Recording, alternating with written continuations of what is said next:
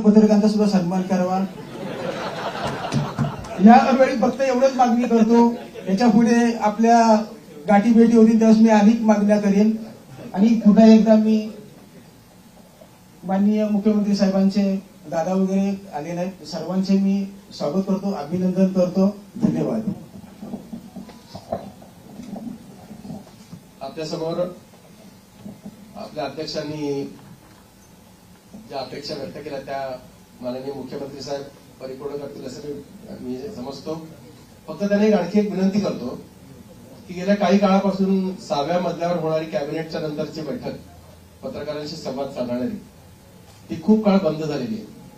मी माननीय मुख्यमंत्र्यांनी या निमित्तानं विनंती करतो की आपण आश्वासन दिलेलं आहात की खूप चांगलं काम यापुढे होणार आहे, हे काम तात्काळ लोकांपर्यंत पोहोचावं यासाठी ती कॅबिनेट सिस्टम जी आहे आपली ती आपण पुन्हा 6व्या मजल्यावर सुरू करावी अशी मी आपल्याला विनंती करतो। मी आपले अध्यक्ष माननीय प्रमोदजी डोईफोडे यांना विनंती करतो की आपण तमाम पत्रकारांच्या वतीने मंत्रालय वार्ताहर संघाच्या वतीने माननीय मुख्यमंत्र्यांचा आपण सन्मान करावा।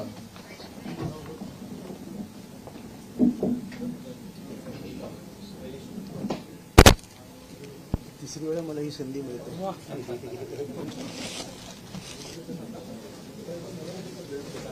अजून 1-2 वेळा मिळायला अशी इच्छा आहे।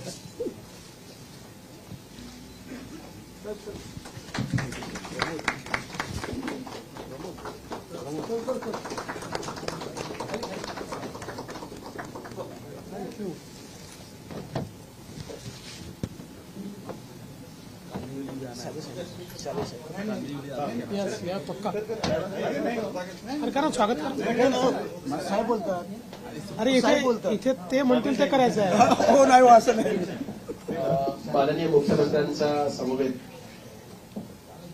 साहेब इथे आलेले आहेत। मी अध्यक्ष साहेबांना विनंती करतो आपण त्यांचा सन्मान करावा।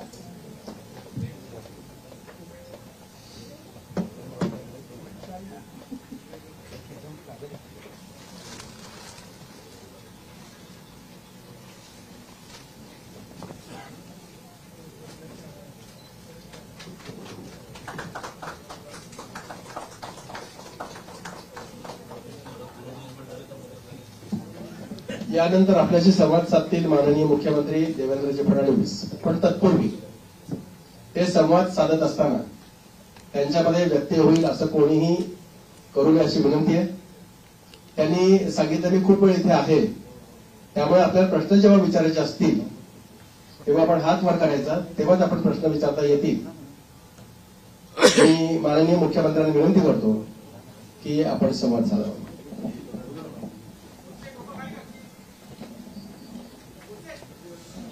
सर्वप्रथम मी मंत्रालय आणि विधिमंडळ वार्ताहर संघाचे अतिशय मनापासून आभार मानतो की आपण आजच शपथविधीनंतर या ठिकाणी मला निमंत्रित केलं आणि आपण सर्वांनी माझा स्वागत आणि सत्कार केला, त्याबद्दल मनापासून आपले आभार आहेत। आणि मगाशी प्रवीणजी आणि प्रमोदजी असं म्हणाले की जेव्हा जेव्हा त्यांची बॉडी असते तेव्हा तेव्हा मी मुख्यमंत्री होतो,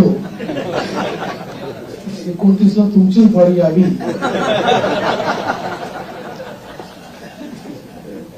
अशी शुभकामना मी तुम्हाला देतो। खरं म्हणजे आपला हा संघ राज्याच्या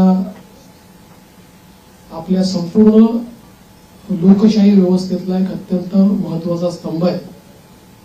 कारण विधिमंडळ आणि मंत्रालयातनं राज्याचा कारभार चालतो आणि तो योग्य प्रकारे चाललाय की नाही हे राज्यामध्ये सांगण्याचं काम तुम्ही करता। आणि जिथे काही चुका असतील त्या नजरेस आणून देतात, त्याच्यामुळे त्या चुका देखील सुधारता येतात।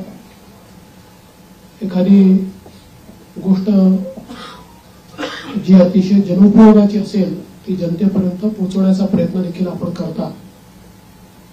अर्थात कधी कधी एखादी गोष्ट आम्हालाही माहिती नसते आणि ती जनतेपर्यंत चालली जाते, मग लक्षात येतं की असं काहीतरी घडलेलं आहे आणि मग त्याचं फायर फायटिंग आम्हाला करावं लागतं. पण मला असं वाटतं की आपलं ते काम आहे आणि निश्चितपणे अतिशय चांगल्या प्रकारे आपण सर्व लोक ते करतात. गेली 2.5 वर्ष मुख्यमंत्री एकनाथराव शिंदेजींच्या नेतृत्वात आम्ही सरकार चालवलं आणि अतिशय गतिशील अशा प्रकारचे सरकार होतं. आज शपथविधीच्या निमित्ताने ज्यावेळेस आमची ऍडव्हर्टिजमेंट चालली होती तर त्यात मला कोणीतरी विचारलं की महाराष्ट्र आता थांबणार नाही असं तुम्ही का म्हणताय. तर मी त्यांना समजावून सांगितलं 2.5 वर्षामध्ये महाराष्ट्राने विकासाची गती घेतली आहे. आता या गतीला आम्ही तसंच पुढे नेऊ. आता महाराष्ट्र थांबणार नाही. त्या गतीनं प्रगतीकडे महाराष्ट्र जाईल आणि पायाभूत क्षेत्र गेली 2.5 वर्ष मुख्यमंत्री एकनाथराव शिंदेजींच्या नेतृत्वात आम्ही सरकार चालवलं आणि अतिशय गतिशील अशा प्रकारचे सरकार होतं. आज शपथविधीच्या निमित्ताने ज्यावेळेस आमची ऍडव्हर्टिजमेंट चालली होती तर त्यात मला कोणीतरी विचारलं की महाराष्ट्र आता थांबणार नाही असं तुम्ही का म्हणताय. तर मी त्यांना समजावून सांगितलं 2.5 वर्षामध्ये महाराष्ट्राने विकासाची गती घेतली आहे. आता या गतीला आम्ही तसंच पुढे नेऊ. आता महाराष्ट्र थांबणार नाही.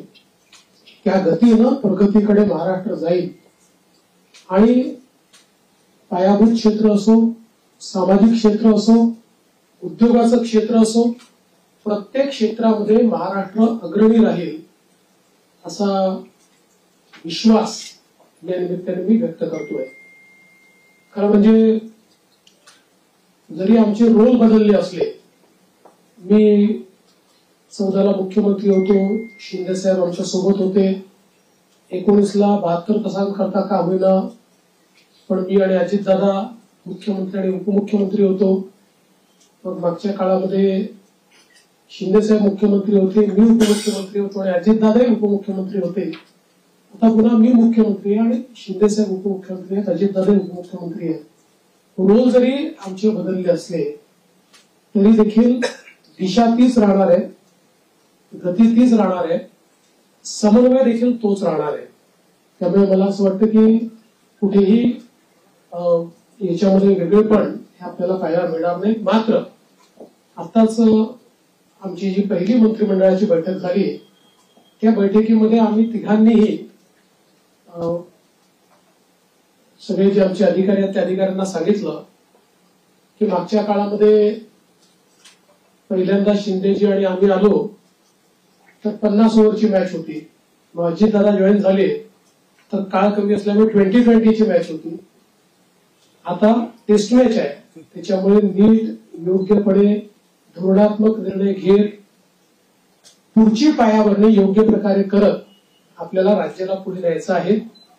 आणि मला विश्वास आहे की वेगवेगळ्या योजना आम्ही सुरू केलेल्या आहेत, वेगवेगळ्या पायाभूत गोष्टी आम्ही सुरू केल्या आहेत. मग इरिगेशन मधले नदीजोड प्रकल्प असतील किंवा ऊर्जा क्षेत्रामध्ये 16,000 मेगावॅटचे सौर ऊर्जेचे प्रकल्प असतील की ज्यातनं शेतकऱ्यांना दिवसा वीज मिळणार आहे, किंवा सामाजिक क्षेत्रातले लाडकी बहीण सारखे प्रकल्प असतील, मुलींच्या जी पूर्वी आम्ही 50% फी द्यायचो त्याच्याऐवजी 100% फी देण्याचा आमचा निर्णय असेल.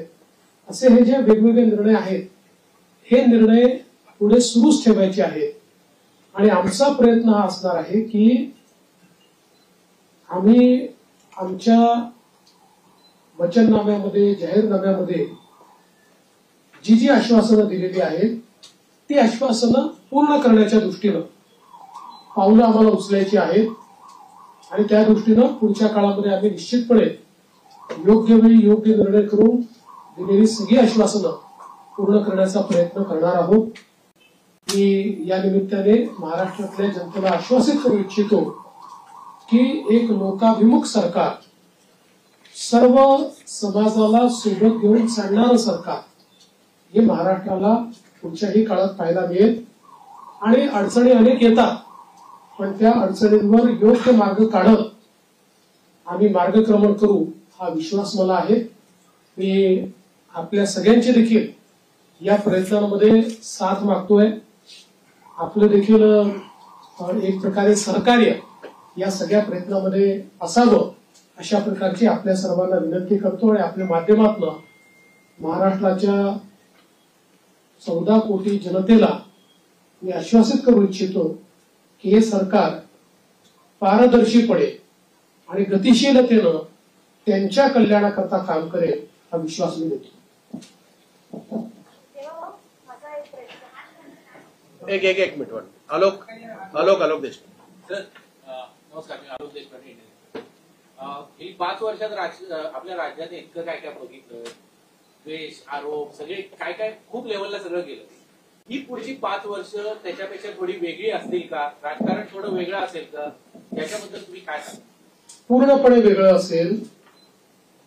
मी सांगितलं की बदल्याचं राजकारण करायचं नाहीये, तर बदल दाखवेल अशा प्रकारचं राजकारण करायचं आहे. त्यामुळे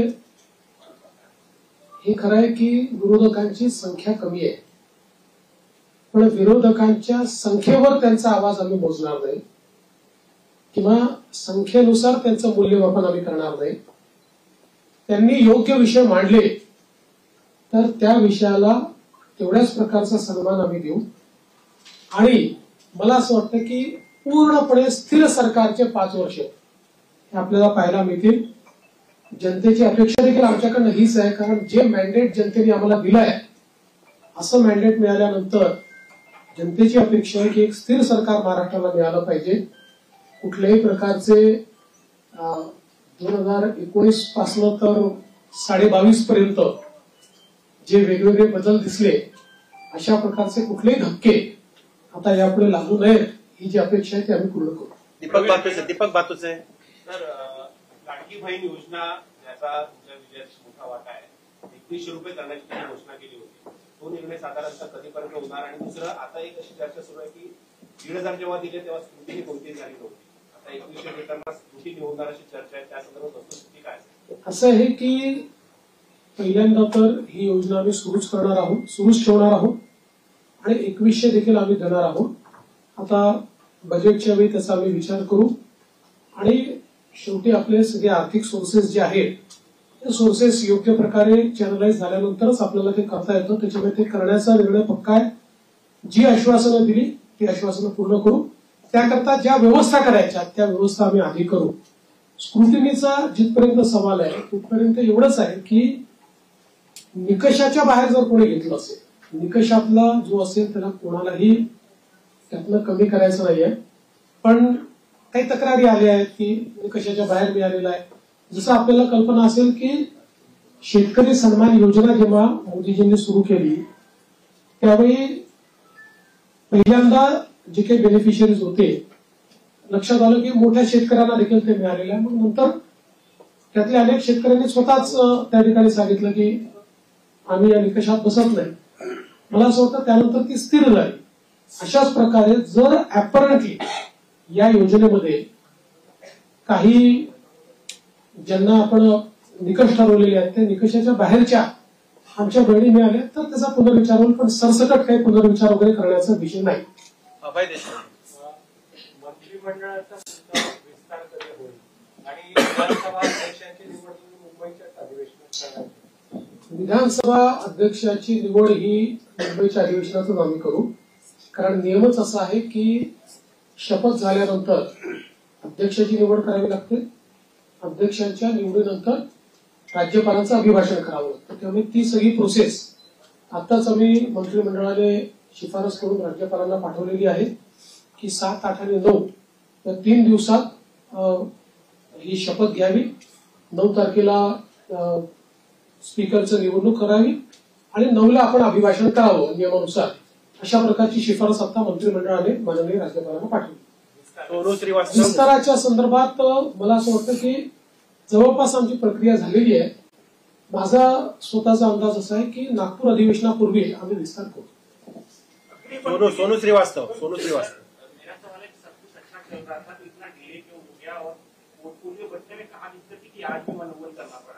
देखिए ऐसा कोई डिले है ऐसा मैं नहीं मानता. इससे पहले भी 2004 में करीब 12-13 दिन का डिले हुआ था, 2009 में भी करीब 9 दिन का डिले था। तो कई बार हम लोगों को ये समझ लेना पड़ेगा कि कोएलिशन की गवर्नमेंट होती है तो उसमें बहुत निर्णय करने पड़ते हैं। एक पार्टी की सरकार होती है तो निर्णय एक ही पार्टी को करना है। कोएलिशन की गवर्नमेंट में बहुत बड़े पैमाने पर कंसल्टेशन करना पड़ता है। वो कंसल्टेशन हमने किया है, करीब करीब हमारे नंबर्स भी हमने फ्रीज किए हैं। वो कितने अभी हम नहीं बताएंगे, वो पार्टियां बताएंगी, इसलिए मुझे पूछो मत। और पोर्टफोलियो को भी अभी हम लोगों ने करीब करीब फाइनलाइज किया है, कुछ थोड़ा बचा है उसमें, वो भी कर लेंगे। तो मुझे लगता है कि अब हमारे सामने जो प्रश्न थे वो प्रश्न धीरे धीरे समाप्त हो। प्रवीण राऊत. सीएम साहेब, मागील महायुतीच्या सरकारमध्ये तिन्ही पक्ष होते, त्या तिन्ही पक्षाकडे जे विभाग होते तेच विभाग राहणार की त्याच्यामध्ये काही बदल होणार? थोडे बहुत बदल होऊ शकतात, फार बदल होतील असं नाही, थोडे बहुत बदल होतील. धर्मेंद्र जोरे. नमस्कार सर. पूर्वीच्या 2014 आणि 19 वेळी आपलं जे ट्रेनिंग आहे ते आपल्या फ्लॅगशिप प्रोग्रामसाठी जमलं जातं.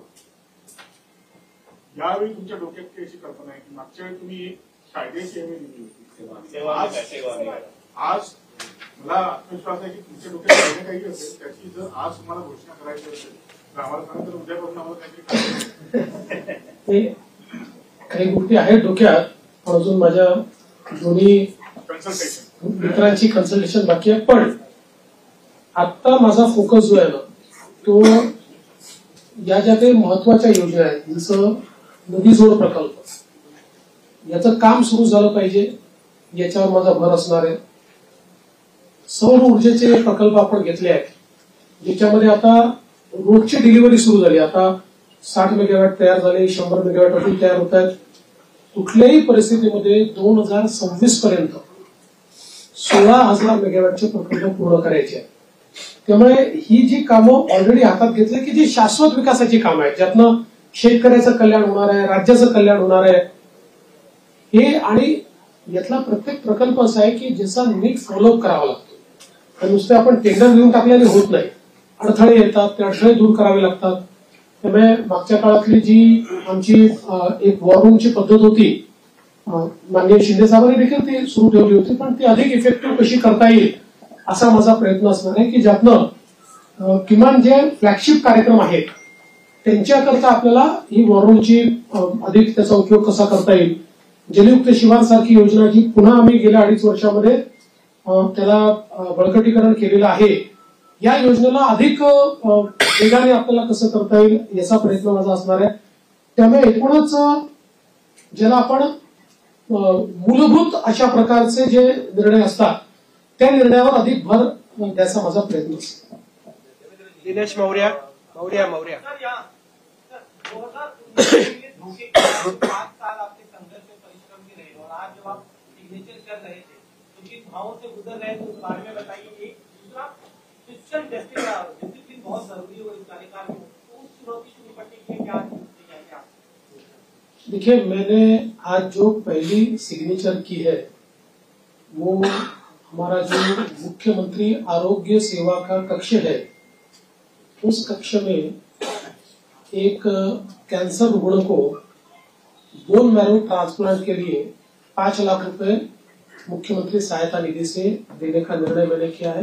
पहली साइन वो मैंने की हुई है. और यहाँ पर हालांकि मेरा अनुभव बहुत है और पिछले 10 सालों से 2.5 साल में विपक्ष का नेता रहा, लेकिन 7.5 साल में सरकार में रहा, तो सरकार का अनुभव भी बहुत है. किंतु जिस प्रकार का मैंडेट इस समय मिला है, मैं ऐसा मानता हूं कि निश्चित रूप से उस मैंडेट का एक प्रेशर, जनता के प्यार का एक प्रेशर हमारे पर है. और मैं उसको महसूस करता हूं कि जब अपेक्षाएं बड़ी होती है तो चुनौती भी बड़ी होती है, क्योंकि लोग आपसे अपेक्षा कर रहे हैं. तो निश्चित रूप से उसका प्रेशर मुझ पर है. और जहां तक फिस्कल डिसिप्लिन का सवाल है, तो निश्चित रूप से उसके ऊपर हमको काम करना ही पड़ेगा, क्योंकि हमने बहुत महत्वाकांक्षी योजना की है. देखिए क्या होता है कि नॉर्मली आप सोशल सेक्टर में और इंफ्रास्ट्रक्चर सेक्टर में, दोनों सेक्टर में एक साथ काम करते हैं, लेकिन सोशल सेक्टर का स्पेंडिंग ये हम लोगों ने 4 गुना 5 गुना बढ़ाया है, जो मैं ऐसा मानता हूं कि इकोनॉमिक्स में इसको गलत नहीं माना जाता है, क्योंकि इसका भी एक अपना रिटर्न होता है। इसके सोशल रिटर्न भी होते हैं, इसके इकोनॉमिक रिटर्न भी होते हैं, लेकिन उसका प्रेशर जरूर बजट के ऊपर आता है। तो उस बजट को बैलेंस करना ये हमारा काम होगा, हम उसको करेंगे। सदानंद खोपकर. मी आपल्याला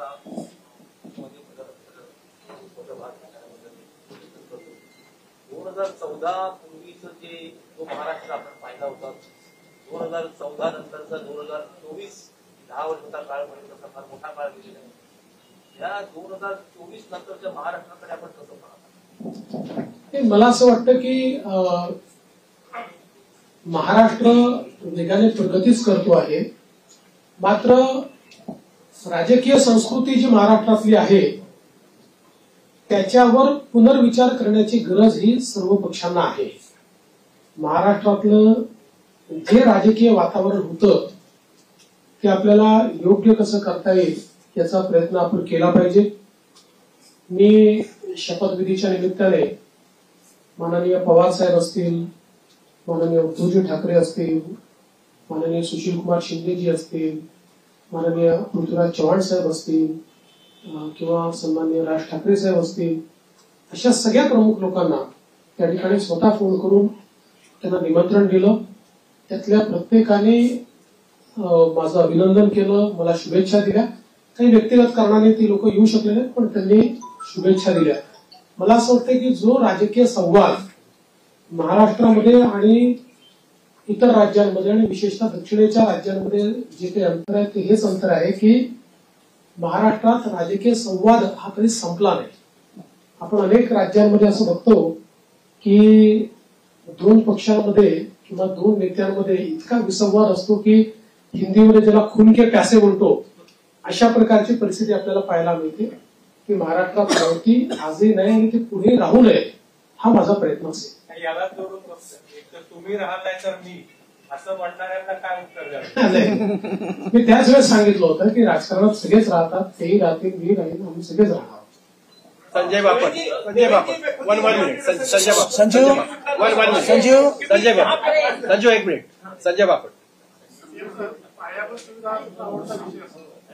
मी नाटकामध्ये समृद्धी महामार्ग पूर्ण केला, त्याच्यानंतर या टप्प्यामध्ये सुरुवात केली की शक्तीपीठ महामार्ग काय पण निवडणुकीच्या वेळी त्याचा टप्पा शक्तीपीठ महामार्गाच्या संदर्भात सांगली जिल्ह्यापर्यंत त्याला पूर्ण समर्थन आहे आणि सगळे शेतकरी आमच्याकडे येऊन सांगतात की तुम्ही भूसंपादन करा.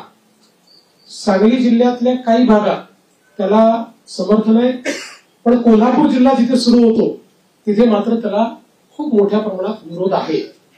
आणि आम्ही ज्यावेळी समृद्धी महामार्ग केला त्यावेळी आम्ही विरोध पत्करून नाही केला, लोकांना समजावून केला. त्यामुळे आमचा यात प्रयत्न असा असेल की ज्या भागापर्यंत विरोध नाही तिथपर्यंतची अलाइनमेंट आता फायनल करायची आणि पुढची अलाइनमेंट जी आहे ती आपल्याला सगळ्यांची चर्चा करून काही पर्यायी अलाइनमेंट काढता येते का याचा विचार आपण करू. कारण शेतकऱ्यांना नाराज करून शेतकऱ्यांच्या जमिनी जबरदस्तीने घेऊन विकास करण्याची मानसिकता आपली नाही आहे.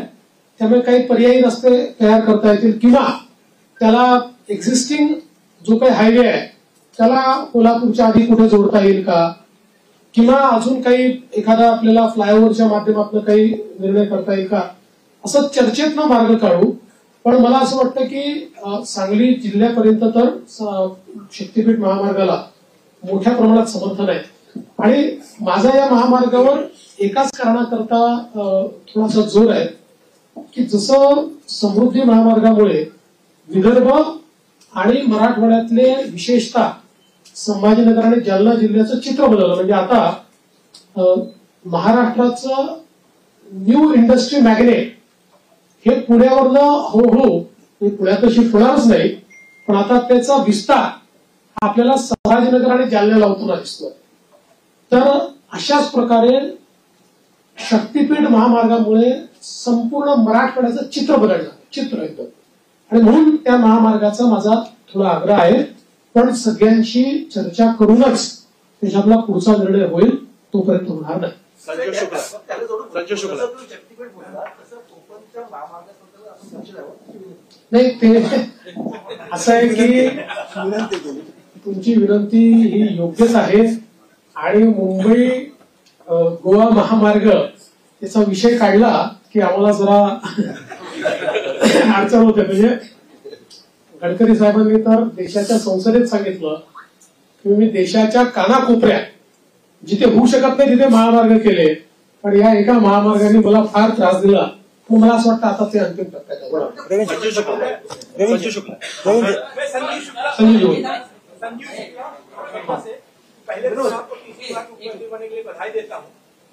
मैं ये जानना चाहता हूँ कि पिछली बार मतलब आपने जो गृहमंत्री के तौर पर काम अच्छा किया है, लोगों की भावना है आपके मंत्रालय के पास रखी, तो वो रखेंगे क्या? दूसरी बात मैं ये भी कहना चाहता हूँ कि लाडली बहनों की वजह से आपको सफलता मिलने में काफी आसानी हुई. राजनीति में इतने व्यभिचारी घुस गए हैं, कई मंत्रियों के ऊपर ऐसे बलात्कार के इस तरह के आरोप लगे हैं, तो क्या आप उनका अप्रेजल देखें उसके बाद मंत्री बनाएंगे या किसी को बना देंगे? पहला जो आपका सवाल है उसमें कौन सा मंत्रालय किसके पास रहेगा ये अंतिम चरण में है, उसका निर्णय तीनों मिलकर करेंगे. यूनिलैटरली उसकी घोषणा मैं नहीं कर सकता. और जहां तक पुराने मंत्रियों का सवाल है तो उसमें निश्चित रूप से सभी के काम का एक मूल्यमापन तो हो रहा है, मूल्यांकन हो रहा है.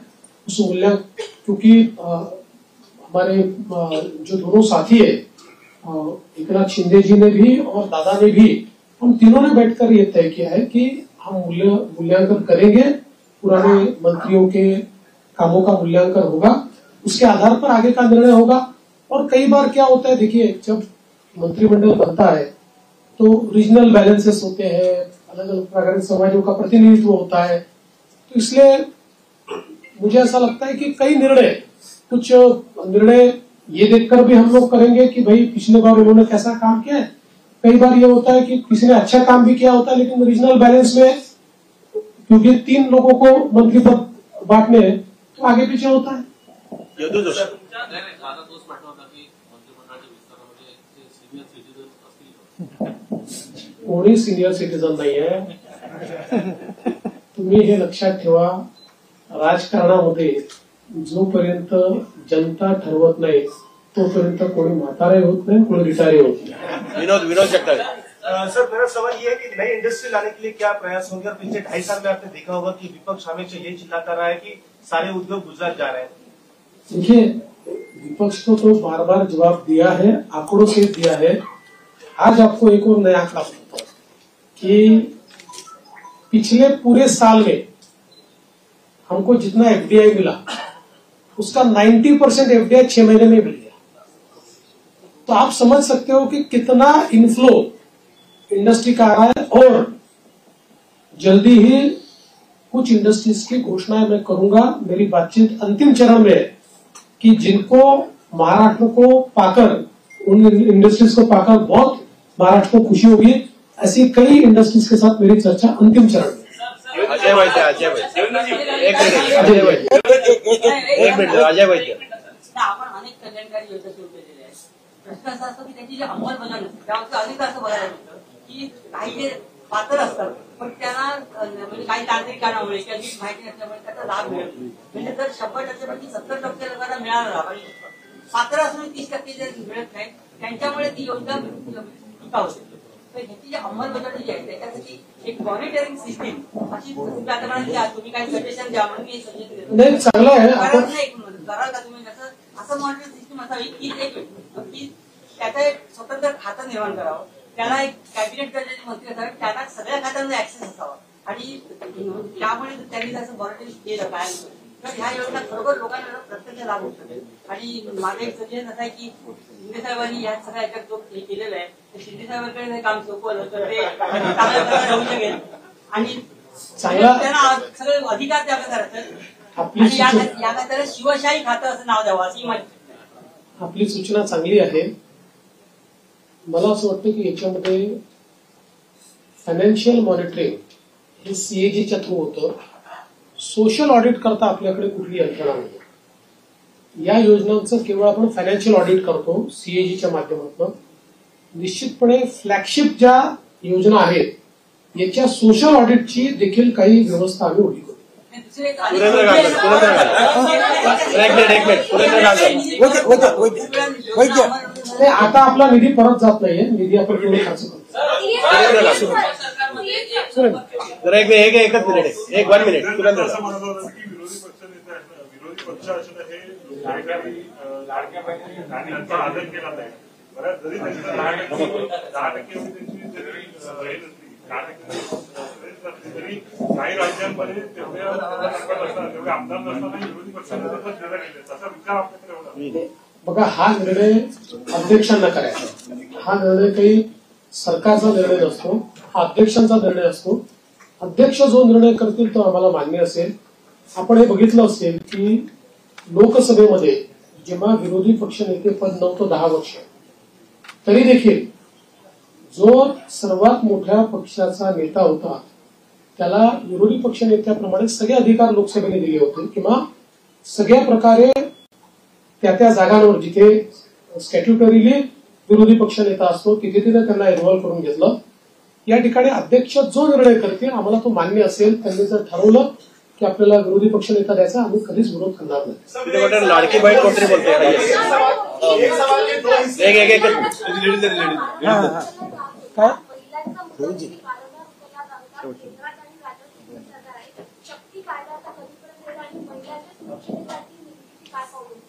बघा, शक्ती कायद्याच्या संदर्भात प्रॉब्लेम असा झाला की शक्ती कायदा आपला गेल्यानंतर दरम्यानच्या काळामध्ये वेगवेगळ्या डिपार्टमेंटला तो गेला, कारण आपला कायदा हा केंद्राच्या अनेक कायद्यांवर अधिक्षेप करणारा होता आणि त्याचसोबत काही तरतुदी आपल्या ज्या होत्या त्या संदर्भात काही विसंगत निर्णय, म्हणजे त्यापेक्षा वेगळे निर्णय, विसंगत म्हणजे वेगळे निर्णय हे सुप्रीम कोर्टाने दिले होते. म्हणून तो कायदा त्या ठिकाणी चर्चेमध्ये होता.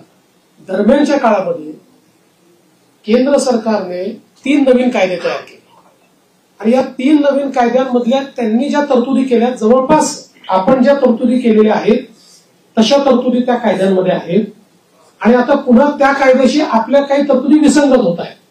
त्यामुळे आता केंद्र सरकारशी त्या संदर्भात चर्चा करावी लागेल. जसं आपण बघितलं असेल तर आता या नवीन कायद्यांमध्ये एक इंडिपेंडंट चॅप्टर हा रेपवर तयार झालेला आहे.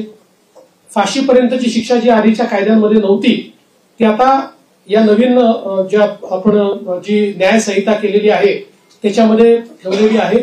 त्यामुळे आता या संदर्भात एकदा केंद्र सरकारशी चर्चा करून आवश्यक असेल तर कदाचित आपल्या कायद्यांमध्ये बदल करावा लागेल. प्रसाद पाटील 1 मिनिट. प्रसाद पाटील एक 1 मिनिट. प्रसाद पाटील. एक सवाल प्रश्नाचं उत्तर देऊन पण तेवढं विचारलं, गृह खातं कोणाला कुठल्या पक्षाकडे राहील आणि अर्थ खातं कुठल्या पक्षाकडे राहील? आता आम्ही तिघं मिळून ठरवू. आम्ही आता तिघं मिळून सरकार, त्यामुळे सरकारकडे राहील आणि सरकार चालेल. एबीपी माझा. एकनाथ शिंदेची शेवटच्या टप्प्यापर्यंत नाराजी आपल्याला पाहायला मिळत होती. नेमकं कारण काय स्पष्ट झालंय का आणि गृह खातं खरंच त्यांच्याकडे जाणार आहे? मी तुम्हाला 100% सांगतो, त्यांची बिलकुल नाराजी नव्हती. मी स्वतः त्यांना भेटलो होतो. त्यांची कुठलीही नाराजी त्याच्यामध्ये नव्हती. नाराजीच्या बातम्या जास्त चालल्या पण कुठली नाराजी नव्हती.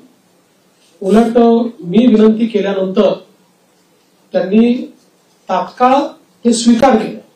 मी त्यांना विनंती केली की मी म्हटलं मागच्या काळात जेव्हा मला उपमुख्यमंत्री मला सांगितलं तेव्हा मला असं वाटत होतं की मी मुख्यमंत्री आहे तर मी उपमुख्यमंत्री होऊ नये. पण मला नंतर लक्षात आलं की जेव्हा अशा प्रकारचं अलायन्सचं सरकार असतं त्यावेळी प्रमुख व्यक्ती जर सरकारमध्ये नसला तर पक्ष आणि सरकार या दोघांचा समन्वय राहत नाही आणि त्यामुळे त्यांनी ते मान्य केलं. मला असं वाटतं की त्याच्या बातम्या जास्त चालल्या, म्हणजे आमच्यात तर कुठल्याही समन्वयाचा अभाव नव्हता.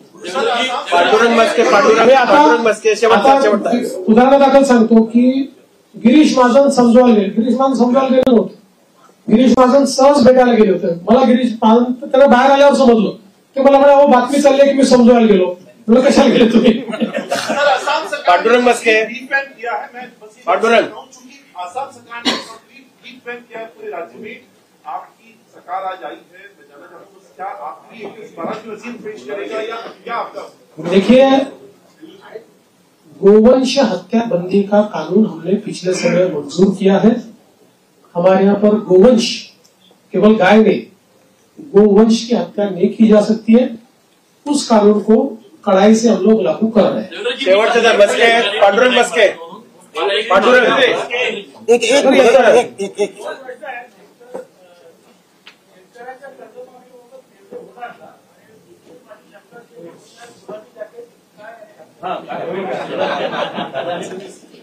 दादांनी शिवून दिलं।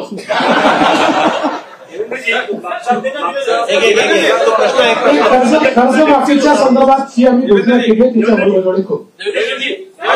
प्रश्न है कि कॉर्पोरेशन मुंबई के आसपास के कॉर्पोरेशन है, उसके सारे चुनाव 2-3 साल से पेंडिंग है। अब देखिए, सुप्रीम कोर्ट में वो अटके हैं, लेकिन हमारा प्रयास रहेगा। हमने पिछले भी समय सरकार की ओर से अर्जी लगाई थी कि इतने समय इसको पेंडिंग रखना ठीक नहीं है।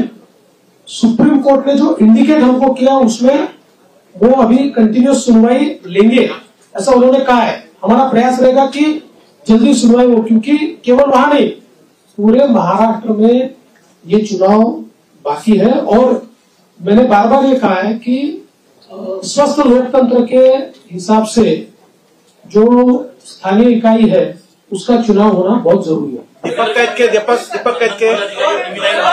प्रश्न दीपक कैतके। प्रश्न असा आहे की आपला राजकीय संपूर्ण संकटाचा सगळा संघर्षाचा प्रवास आम्ही बघितला, कव्हर पण केला। आज ज्यावेळेला आपण शपथविधीच्या वेळेला शपथ घेत होता त्यावेळेला नेमकी आपल्या मनात काय भावना होती? कारण काय नेमकं काय वाटतं? मी एवढंच सांगू शकतो की आपल्या सगळ्यांना साईबाबांनी एक मंत्र दिलेला आहे, श्रद्धा आणि सबुरी। शेवटचा प्रश्न प्रेमानंद एक 1 मिनिट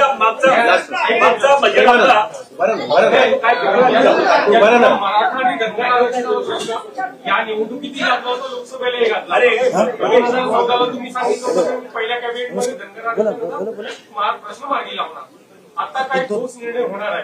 असं आहे की त्याच्यानंतर मी राज्याच्या विधानसभेमध्ये त्याची वस्तुस्थिती मांडली होती की कशा प्रकारे ऑलरेडी त्याच्या आधीच्या सरकारने हे देता येत नाही अशा प्रकारचा अहवाल हा केंद्र सरकारला पाठवला होता। त्याच्यानंतर त्याच्यामध्ये बरीच कारवाई झाली। मध्यंतरीच्या काळामध्ये त्याची केस कोर्टामध्ये झाली। कोर्टामध्ये त्याला सपोर्टिंग एफिडेव्हिट्स आम्ही केले, परंतु एका कुठल्या तरी सर्टिफिकेटमुळे कोर्टाने त्याच्यात दुसरा निर्णय घेतला। नंतर ते सर्टिफिकेट बोगस असल्यामुळे ते सर्टिफिकेट आम्ही रद्द केलं। आता पुन्हा कोर्टाच्या विचाराधीन तो विषय आहे आणि कोर्टामध्ये योग्य ती बाजू आम्ही मांडलेली आहे। आणि मराठा आरक्षणाच्या संदर्भात निश्चितपणे मराठा समाजाला न्याय देण्याचा प्रयत्न मागच्या काळात आम्हीच केला आणि पुढे आम्हीच मराठा समाजाला न्याय निश्चितपणे देऊ।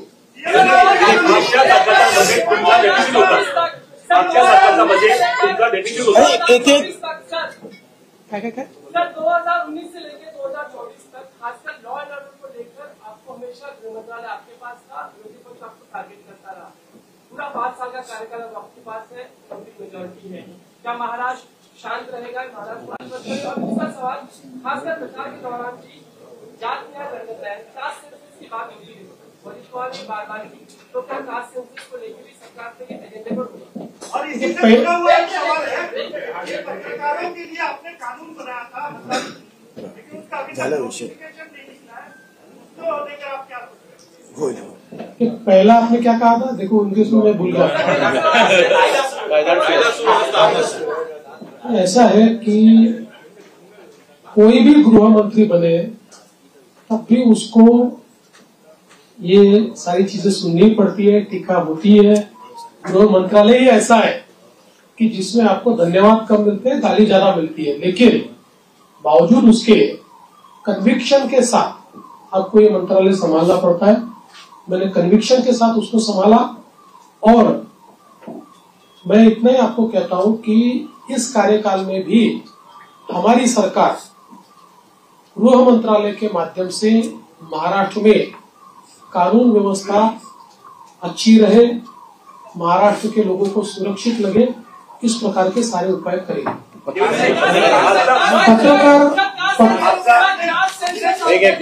देखिए, भारतीय जनता पार्टी की भूमिका ये बार बार हमने स्पष्ट की है कि कास्ट सेंसस को हमारा विरोध नहीं है। जो पहला कास्ट सेंसस बिहार में हुआ हमारी समर्थन से ही हुआ है। हमारा हमेशा इतना ही कहना है कि कास्ट सेंसस को वेपनाइज मत करो।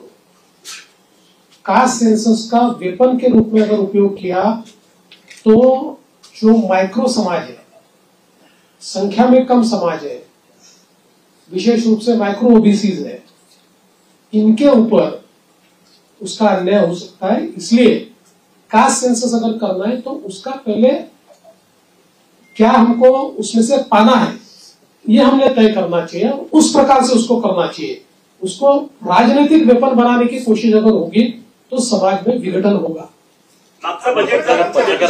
पत्रकार हल्ल्याच्या संदर्भात जी काही त्या कायद्याच्या संदर्भातली कारवाई बाकी आहे ती स्वतः लक्ष टाकेन त्याच्यामध्ये आणि आपण ते काम करू। आणि त्यासोबत पहिला प्रश्न जो अध्यक्षांनी या ठिकाणी मांडला होता की बाळशास्त्री जांभेकर जी आपली योजना आहे त्याच्यामध्ये आपण 20,000चा GR काढला, पण त्याच्या काही अटी शर्तीमुळे अंमलबजावणी होत नाही, तर पुढच्या आठवड्यातच त्या संदर्भातली कारवाई मी पूर्ण करेन। दिलीप जाधव, आजचा बजेट आपला डेफिसिट होता आणि त्याच्यानंतर ज्या तुमच्या शेवटच्या तुम्ही जाहीर केल्या त्यामुळे अधिकाऱ्यांनी सांगितलं की आम्हाला आर्थिक स्थिती लावावी लागेल।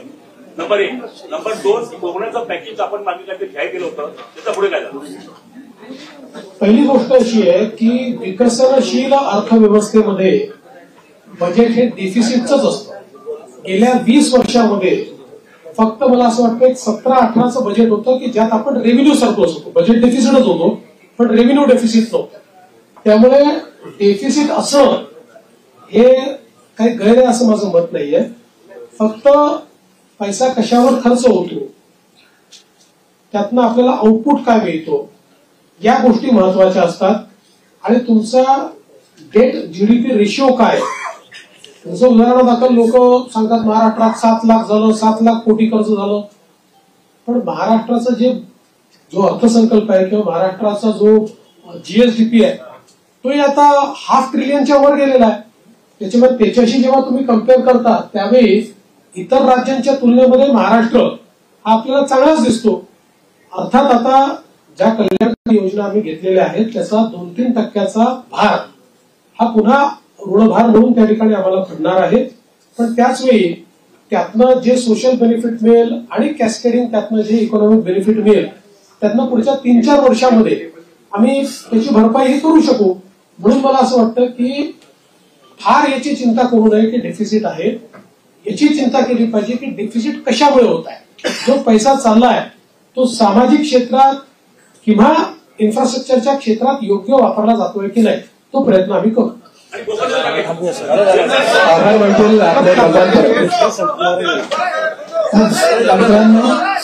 आजची परंपरा आहे की नवीन सरकार शपथविधी झाल्यानंतर मुख्यमंत्री जेव्हा पदभार सुरू करतात प्रथम पत्रकार कक्षाला भेट देतात आणि पत्रकारांशी संवाद साधतात।